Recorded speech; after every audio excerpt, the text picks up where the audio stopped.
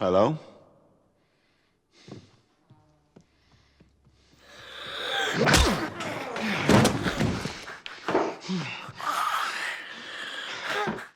If there's something which we certainly aren't in short supply of, that'd be zombie movies. The genre, much like a roller coaster, has had many ups and downs over the years. The one minute it's being praised due to its selection of amazing and influential films being born from the genre, to then it being shafted and looked down upon due to the sheer amount of schlock which seems to follow it. While technically not a zombie movie, 28 Days Later, the film we'll be discussing today, absolutely falls into the category of deserving to be praised. While technically not achieving anything new or being a groundbreaking film, it does manage to successfully convey an absolutely nightmarish post-apocalyptic Britain and what it could truly be like for the lucky, or unlucky, few survivors who managed to survive the initial outbreak. Like most good zombie movies do, it attempts to fit in a core message, expertly interwoven between the lines of the script, in an attempt to tell the viewer something bigger and more relevant to real life than simply just zombies are killing everything.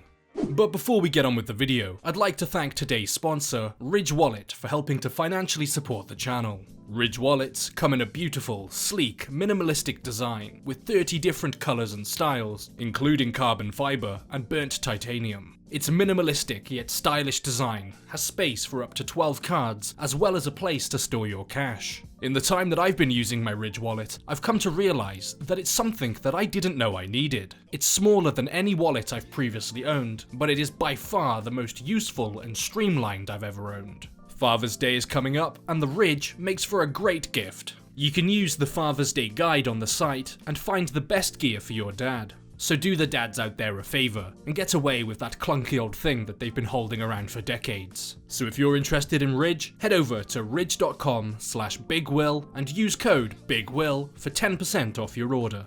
The movie begins with us getting a view into some sort of dimly lit laboratory where we can see multiple chimps contained in clear cages. We also see that one chimp is restrained down and forced to stare at multiple monitors displaying the absolute worst of humanity. And something you might have noticed about the movie is that the video quality seems to be lacking in comparison to other things I've covered, but that would be down to the fact that this entire movie was filmed on standard definition cameras. So whereas something like film, if you have the original, it can look absolutely beautiful on high resolution displays. With digital, it's shot with a certain amount of pixels, and no matter what, it's always going to be that certain amount of pixels. The lab is infiltrated by an extremely adamant group of animal liberation activists, and upon being told multiple times by the scientist that discovered them that the chimps are infected with some sort of extreme rage virus that turns everything it infects into primal ravenous killers, they think that they know best, regardless of what anyone tells them, as they simply disregard the scientists' pleas and free the monkeys, and in doing so, freeing the virus along with them. I'm sure that it's both a commentary on man's reoccurring ability to constantly treat living animals with little to no respect, as well as man's constant desire to try and play God, while also at the same time poking at man's constant need to interfere with things and put an end to what they personally believe to be immoral, regardless of the wider consequences that that may entail. At the end of the day, we're only human, and humans are incredibly complicated creatures. It just so happens to be that these complications may be the catalyst which dooms the entire species. We then get introduced to the main character of the story, a naked Jim, being played by the now world-renowned, but at the time, relatively unknown actor Cillian Murphy, in a scene that would be eerily reminiscent of the introduction to the Walking Dead comic book. Jim wakes up naked in a hospital bed without a single soul in sight. He's alone and locked inside of a hospital room, where he can clearly see that outside of his room there's been some kind of commotion. In a confused state, he wanders around the hospital, unsure to what events have transpired here. There's clear signs that people have been here somewhat recently, with there being evidence of a struggle all around him, but nobody here to put his confused mind at ease. It would appear, judging by his half-shaved head, that Jim has had some kind of brain surgery and has perhaps been in a coma for at least the past 28 days or so, missing whatever event had taken place in the hospital. Jim being lucky enough to have not been affected by this, due to the fact that someone had the foresight to lock his hospital room as he lay unconscious. He leaves the hospital room and begins to roam the streets of London, which is eerily very reminiscent of the hospital, with there being nothing in sight but clear evidence that people have been here. In an impressive feat to achieve these almost surreal shots of a city that never sleeps, they managed to capture these scenes by filming almost to the second that the sun had begun to rise, giving them the ability to give off the illusion that this is in fact a desolate city and not its usual bustling London. After discovering a newspaper claiming the British people have been evacuated, Jim makes his way to a church. He discovers it filled to the brim with what he believes to be corpses. Perhaps the huddled remains of people who sought comfort in God, as it was clear that their end was drawing near. Jim lets out a hello to hopefully catch the attention of any survivors, as these dead people are the only people he's encountered since waking up. Upon making himself known, multiple of these so-called corpses immediately stand up, stare directly at Jim with their mouths gaped open. A priest then enters the room that Jim is in, but before he can let out a sigh of relief at the prospect of there being another living human, he notices that something isn't quite right with the priest. Jim makes the smart decision to flee from the church as the priest begins to run for him along with all the others in the building. As Jim is sprinting down the empty streets of London, he is saved from the horde by a duo of survivors who douse the pursuing creatures in a shower of petrol bombs, before finishing the rest of them off by causing the gas station to explode. After retreating to an area of relative safety, Jim explains to them that he's just a bicycle courier and the last thing that he remembers is being cut off by a vehicle before waking up in the hospital bed. The two who saved his life, Mark and Selena, begin to explain to Jim what exactly has happened in the short amount of time that he's been unconscious. A virus transmissible by blood has made its way all across Britain, completely decimating everything in its path as it causes the infected to want to do nothing more than simply kill and spread the disease. The government attempted an evacuation of the people, but before they knew it, everything was completely overrun and there was no one left to evacuate. The next day, the pair take Jim back to his home in order for him to find out what's happened to his family. Even knowing the likely answer to his question, nothing could prepare Jim for what he was about to uncover. Both of his parents lying dead in their bed, clutching to a photo of Jim as a child. The group decide that it's safest for them to spend the night there, and as Mark and Selena drift off to sleep, Jim makes the unfortunate mistake of lighting a candle in the house. Without his knowledge, he unknowingly attracts the infected to the house, and in a matter of seconds, they've broken through the window and bitten Mark. After killing the infected, Selena, knowing exactly what this entails, and being aware that she has perhaps about 20 seconds before he turns, without a single ounce of hesitation, she cuts her friend Mark down with a machete as he begs and pleads for her to stop.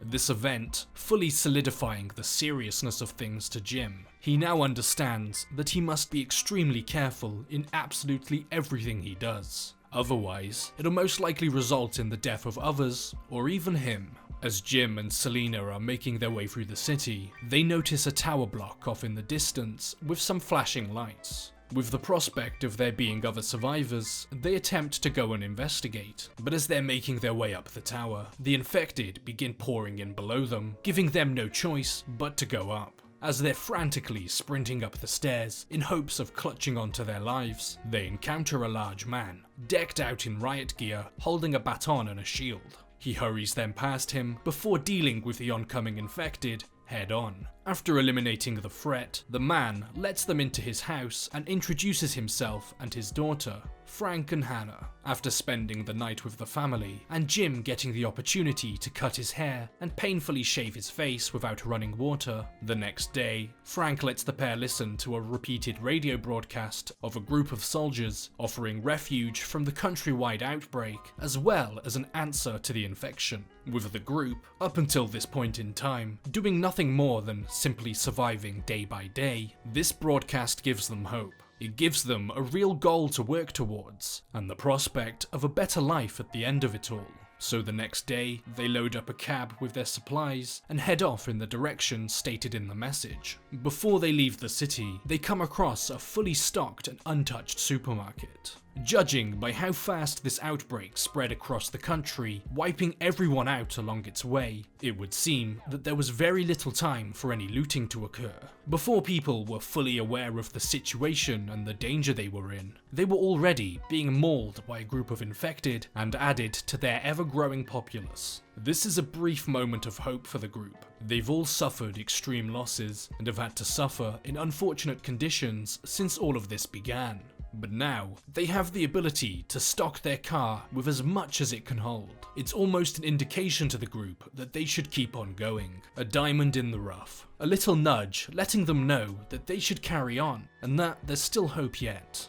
After leaving London, they pull up next to a fuel tanker in need of some gas. Frank begins to siphon it, and Jim decides to check out the nearby truck stop restaurant. As it seemed to work back in the church, using the same technique, he lets out a hello, and just like back at the church, this results in him immediately being attacked by the infected. Except this time, instead of fully grown adults, it's a young boy who has unfortunately fallen victim to this horrific situation, leaving Jim with no other option but to kill him in self-defense. It was Jim or the infected boy.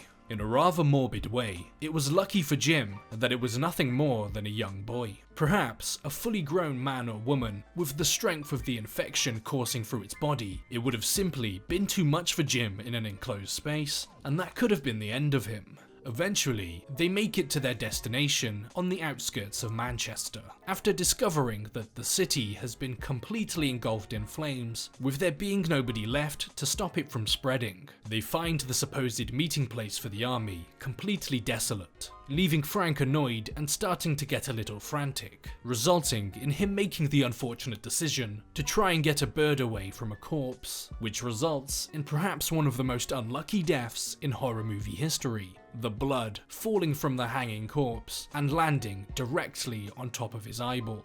Right before Jim makes the right move and bashes his brains in, the army make themselves known 20 seconds too late and fire at Frank, killing him. The soldiers take the surviving three back to their compound, a large, heavily fortified country house which has the surrounding area rigged with tripwires and mines. They're introduced to Major Henry West, and he begins to take Jim on a tour, explaining to him that their goal is not to only protect, but to also rebuild. He shows Jim that tied up outside, he's kept alive one of his infected soldiers, with the goal of finding out more about them and how long it would take for them to starve to death. After spending some time at the compound, and with them starting to realize that perhaps this place will keep them safe, there is an attack by the infected. But due to the landmines and heavily armed soldiers, the infected don't stand a chance at getting anywhere near the compound. After the attack, the soldiers encounter Selena and start to make it pretty obvious that their intentions are to sexually assault her.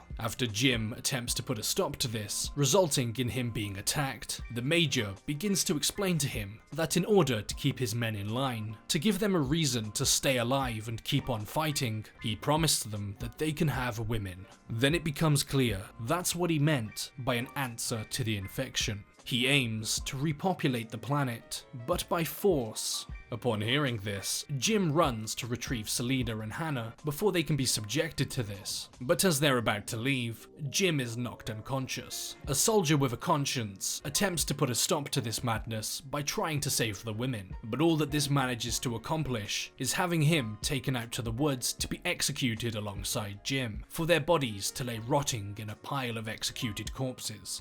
One of the nervous executioners shoots the soldier with a conscience, startling his partner, giving Jim the perfect opportunity to dive into the pit of dead bodies and hide amongst them. And as they run off to look for Jim, he heads back to the original meeting point to sound the alarm. Jim decides to channel his inner John Rambo and lays in wait as the soldiers come to investigate the alarm. He manages to get the drop on one of the guards, killing him and retrieving his weapon, while also disabling their vehicle, leaving the Major stranded there with no option but to walk back. Jim returns to the compound with an idea on how to save Selena and Hannah. He releases their captive infected and uses this opportunity to slip inside amongst all of the ongoing chaos. As the soldiers are being mauled, Jim kills off any remaining survivors who get in his way, with him bayoneting the one who executed the soldier and forcing his fingers through the eye sockets of another. He manages to get Selena and Hannah, and after being bashed over the head by Hannah, assuming that he's an infected, they make their way to a vehicle. As Jim opens the car door, he is shot point blank range in the torso by the Major, before Hannah kills the Major by reversing the car into oncoming infected, trapping him inside with no way to escape. And in a sequence which mirrors the introduction to the film, a further 28 days pass and then we see Jim waking up in a bed. This time in a remote countryside house and not in a hospital. During the time since the event with the soldiers, the trio have moved far away from any civilization and have been working on something. We see that they bring out this ginormous sign into the garden where it displays the word hello as a jet flies overhead, proving to them that the rest of the world is indeed alive and still working. The movie then ends on this happy note with them being discovered by the jet, and with the hope that they will send down a rescue team to bring them to safety. Let's just hope that this gigantic sign displaying hello doesn't spell danger, just like every other time Jim has said hello in an effort to catch someone's attention, with him almost being mauled to death by a priest in the church, and then him being forced to use a baseball bat on an infected child back at the truck stop restaurant. One can only hope.